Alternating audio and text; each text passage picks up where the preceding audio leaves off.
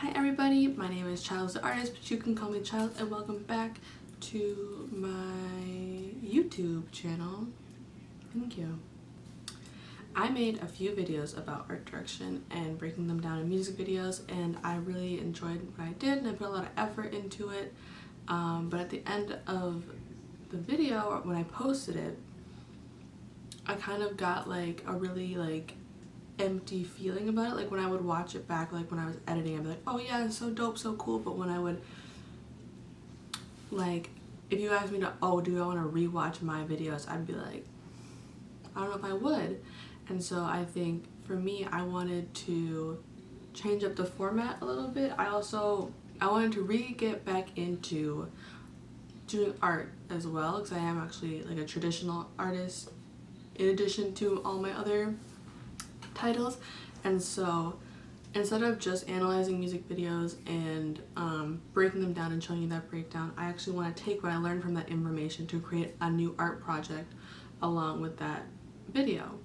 So today's video doesn't have a music video in it. Actually, today's video is more a video journal of my art. So today's video is kind of like a demo run, doing what it means for me to shoot, film, and edit like an actual like art video, not just like a breakdown video.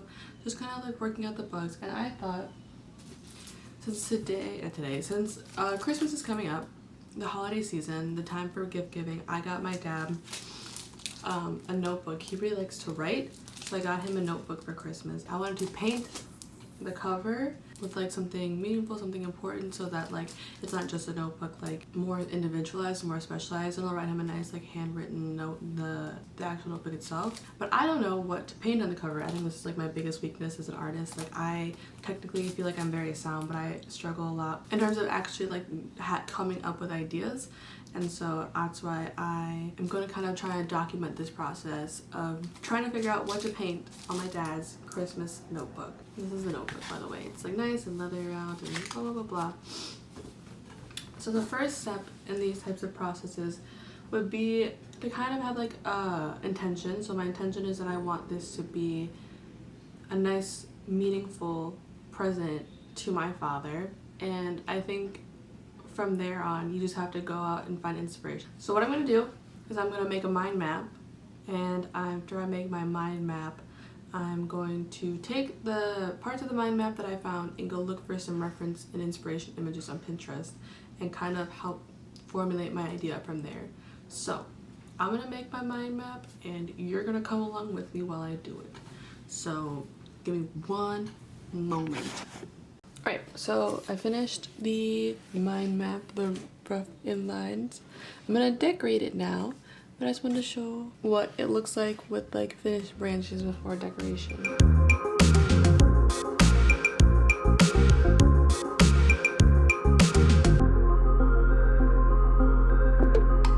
So as you can see here, I finished my little mind map. Oh, she's cute or whatever. So I have the different aspects of my dad. We have them colored in, and this is kind of like, for me, like I wouldn't say that I really enjoy doing mind maps a lot. In the process of like going through each of these little doodles next to each thought, it really helps you like process your ideas and kind of figure out like what you actually want to do with this project. So I think that it's not even a matter of like, oh, like you love the finished product of how these all turned out. It's more of like, oh, you gave yourself some time to really think and process what your idea could possibly be. Right, Jackson? What? There's Douglas. You can't go out, Jackson. Okay, Jack. Do you know what the next step is for this project? You know what the next step is? No? You don't know? Well, the next step is you kind of take what you learned and you go onto Pinterest. And so I've started pinning things already based off of a couple of the ideas that I found. So with your mind map, you kind of pick a couple of the ideas that you like. So I like the idea of anime with my father. It's something we both we've bonded over, and it's something that can be translated really easily visually, but it's like I didn't just want to draw an anime character that felt very impersonal, so I wanted to focus on some other aspects about him, and I think I chose family. So I started looking up anime on here, and I started pitting some things. And so at first I started putting some like journal like composition ideas on here, and then I stumbled into Akira Toriyama. Dragon Ball Z and Dragon Ball are some of my dad's favorite anime, and we watched it a lot growing up, and so that's why this is currently the direction I'm going. So when I come back next time, I will have a more solid idea of what I want to do. Jackson will be done whining by then, and yeah, so I'll see you soon. Hello, it's me again. Okay, so I've been lazy. So what did I show you last time? I showed you the mind map last time, and all the wonderful things in the mind map. Today I did thumbnailing, and I drew the I kind of had when I was looking up stuff on Pinterest. I ended up finding a lot of really good compositions that I like, so I actually had a pretty good idea of what I wanted to go for with the thumbnails. Thumbnails can usually be looser if you don't have a better idea, but these are some of the ideas that I came up with. So as you can see, there's not a lot of detail in them, and they're pretty tiny. These are actually pretty big for thumbnails, but I needed to see how the detail would work in it, so I kind of drew them a bit bigger.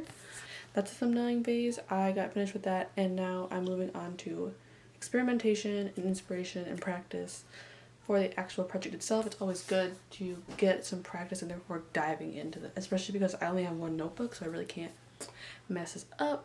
But yeah, so that's where I am right now. So I'll see you when I'm done with that. So here we are. So I did some experimentation, as I was showing you before.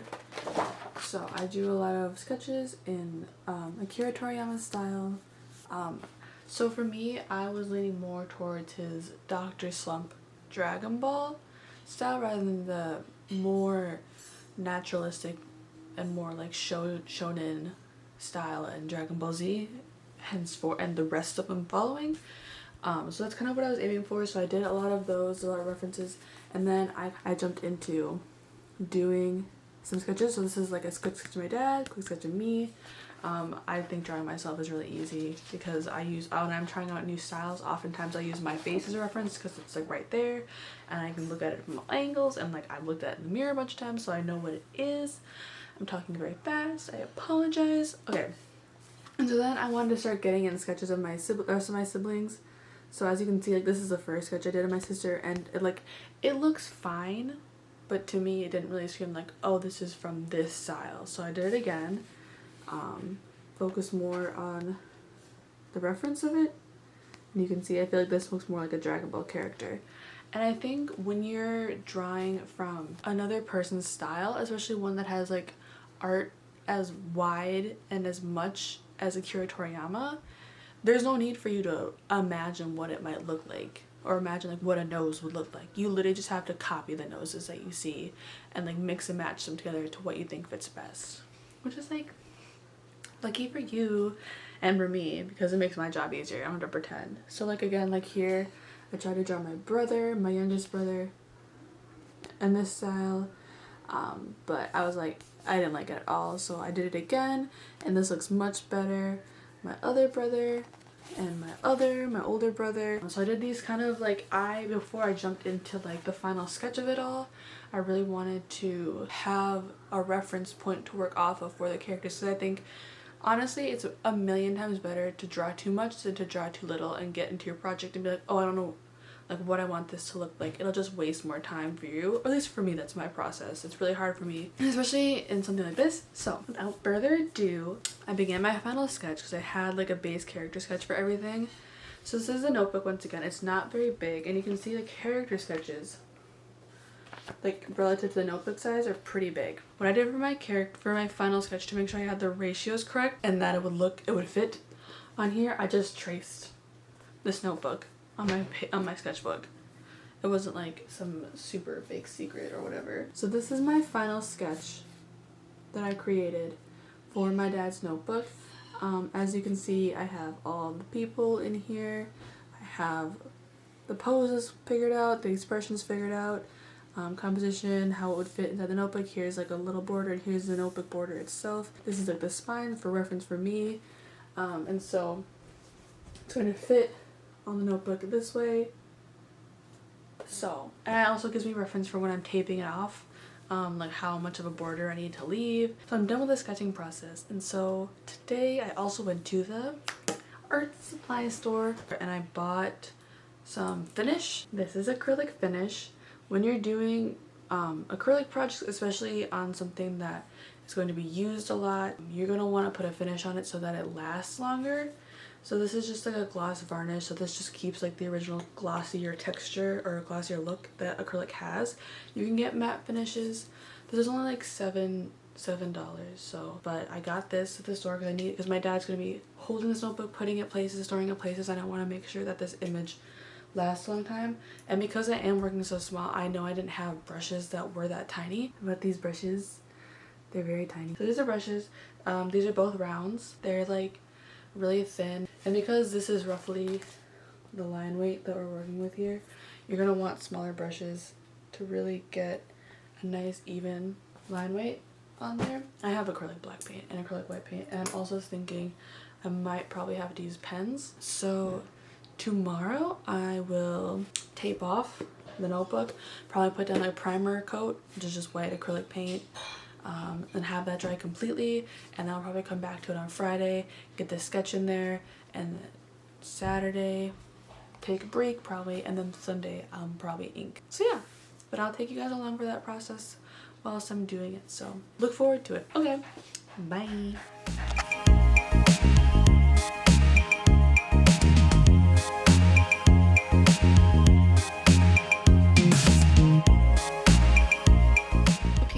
First coat is done. I'm gonna give it about, I don't know, I'm gonna give it some time and then we'll do it again. Then I'm also doing a little test square on my mixed media notebook so that I can test out how well, this is drawing as well, so that I can test out how well the ink or acrylic would look on this acrylic base. So test. Actual primed base. Okay.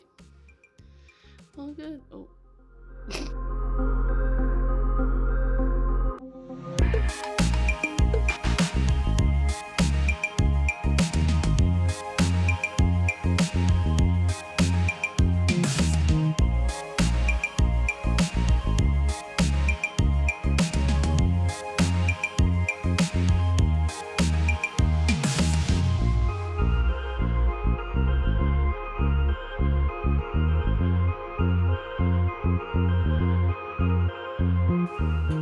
Finished the sketch on the notebook itself.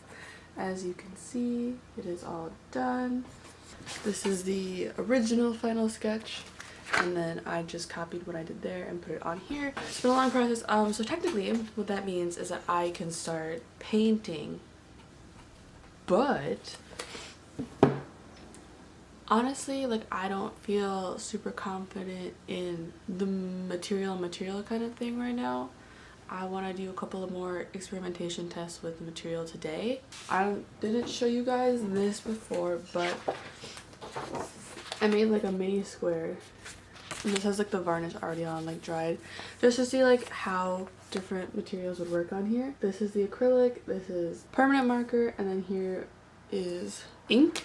It's like an ink pen, and then this swatch here is an ink pen. And so I wanted to test out how it would look, like how it would feel.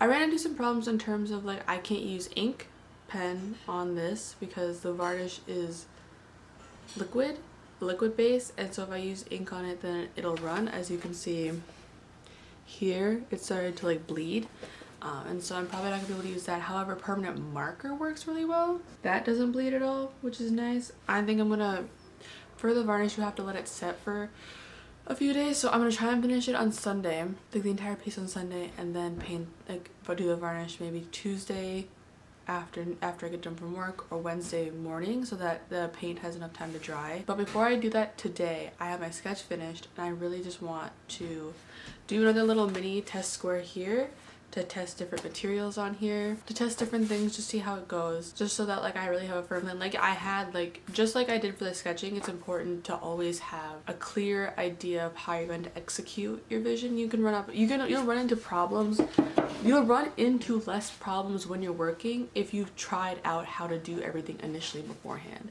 so like you know what to look for. It'd also be good to practice more with these little baby brushes. I don't have a very steady hand. I don't know why I'm doing this project then, but I don't have a very steady hand, so I want to see how it will go in terms of like creating lines and stuff like that. So I'm gonna do some more experimentation. I'll show you guys that when I'm done, and then tomorrow hopefully I will get to painting. So yep, bye. Hi, I'm back. Okay, so today's the day I start painting. Maybe, no, I will have to paint today. So yesterday did a bunch of experiments, testing them on here. I wrote down the list of things I needed to test and how the results went and all that jazz. It's always important when you do experiments and testing, you write down your results just so you can remember for when you're actually working on the project, because you can't always guarantee that you'll remember. Sometimes you might have a delay from when you're experimenting to when you actually are doing the project, and you will just like forget. So it's important to write it down. It's also important just for like if you want to look back, like let's say you want to use this technique again in the future, you can look back and be like, oh, that's how I did it. So I'm gonna show you my little setup before I get started to show you kind of how I like get in the zone to like paint. So here we go. That's right. Okay, so here we have my desk. As you can see, this is the painting, this is my palette, this is a glass of water. It's always important to say hi. There's my paints, my brushes, they're washed. I have a fresh thing of water, another water bottle, because you know. I also like to have my window open. It's raining outside right now. Rain. I also like to have a candle lit just for like ambiance, and then my speaker. These are all of the things that I do so I can get into the mode of painting. Once you're in that mode, you don't want to be too distracted or too like caught up in other things. So it's always important to kind of like set the mood for yourself. So I'm gonna start painting, and I'll see you guys in a bit. Here it is at this current stage on my notebook. I have some corrections I need to make. Those are right so far. I just finished Drizzy. I'm gonna finish up with Cordell and the two dogs.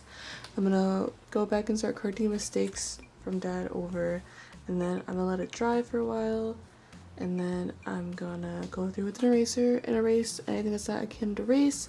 I'm gonna go back through with, actually, you know what I should do?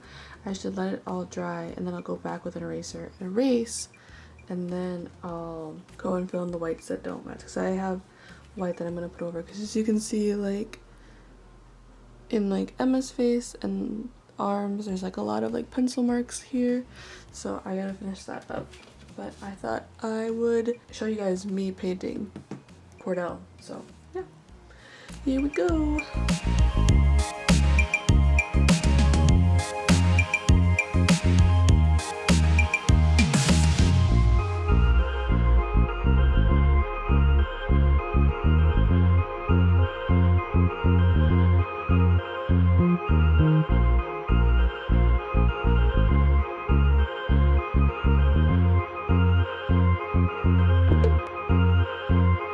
After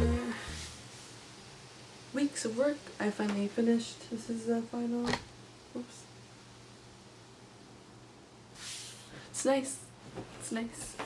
So you're like, Alicia, why haven't you taken the painter's tape off? Good question. So I'm gonna wait a couple of days for this to completely dry, and I'm gonna varnish it so that it lasts a lot longer and it won't chip and stuff like that. So, but I am very happy with how it turned out. I think it's super cute. I think it's something that my dad will really enjoy. As you can see, I added a black border around here in the same style, like it's a comic panel. I fixed Cordell's eyes. I added a missing hand. Don't look at it too closely. I added some of Titan's little stripes because he's brindle patterned. Just went around, fixed a couple of things, touched up a couple of things, and I think overall it looks really nice. Not perfect, but I think that's part of its charm. So yeah, I will be back again to show you guys like the final product when it's all varnished and with the painter's tape taken off. And I hope you guys like it. Excuse my appearance. I wasn't gonna dress up for this because why would I? And I shall see you all next time. Okay. So we're done. I finished the little, let's see if you can catch the shimmer. Catch shimmer. You can see right here. So I finished varnishing. We're putting the sealant on top of the acrylic paint, and now I'm going to peel the tape and see the final product. So yeah, we're almost done. We're at the final step.